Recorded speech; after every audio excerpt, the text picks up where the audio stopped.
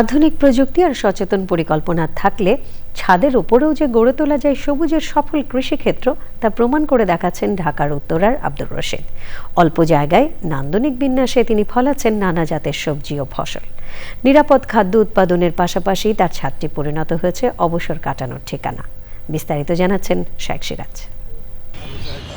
মাত্র ১৫০০ বর্গফুট জায়গা, কিন্তু এই ছোট্ট পরিসরেই বিজ্ঞান, প্রযুক্তি আর সঠিক পরিকল্পনার সমন্বয়ে গড়ে উঠেছে বিচিত্র ফসলের ৩ স্তরের ছাদ কৃষি। ঢাকার উত্তরার আব্দুর রশিদের এই ছাদে পা রাখলে মনে হয় যেন ছোট্ট এক কৃষি খামারে এসে পড়েছি।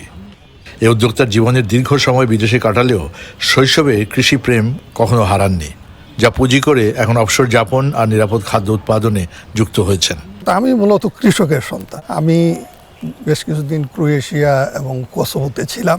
যে বাড়িতে থাকতাম সামনেও বাগান, পিছনেও বাগান। এটা মার্শাল টিটুরি কোনো ছিল কিনা জানি না।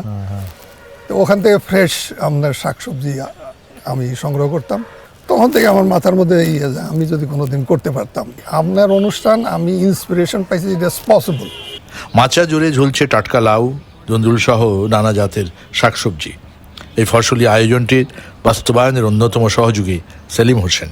লাউ যা হয় এগুলি কি ন্যাচারালি পরাগায়ন হয় নাকি হাত দিয়ে পরাগায়ন করেন? না, ওই হাতের মাধ্যমে পরাগায়ন করি আর কি। করছেন কোনো সময়? জি। কিভাবে হয় এটা বলেন তো? এটা আপনার যখন আমার একটা লাউ আসে তখন আমি একটা ফুল নেই। পুরুষ ফুল? জি, পুরুষ ফুল দেন তো? হ্যাঁ, পুরুষ ফুলটা নিয়ে ওই ফুলের সাথে আমি 3বার করে করি আর কি। সবুজের প্রভাব পড়েছে পুরো এলাকায়। অনেকেই আগ্রহী হচ্ছেন নিজেদের ছাদকে সবুজ ছাদ কৃষিতে রূপ দিতে। নানা প্রযুক্তি ব্যবহার করে চমৎকার এই শাকসবজির ফলন ফলিয়েছেন আব্দুর রশিদ। তার এই 3 স্তরের ছাদ কৃষির মূল অনুঘটক হচ্ছে গণমাধ্যম।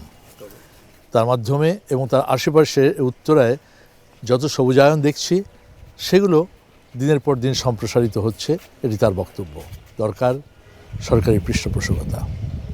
ঢাকার উত্তরার 13 নম্বর সেক্টর থেকে শেখ সিরাজ, চ্যানেল আই।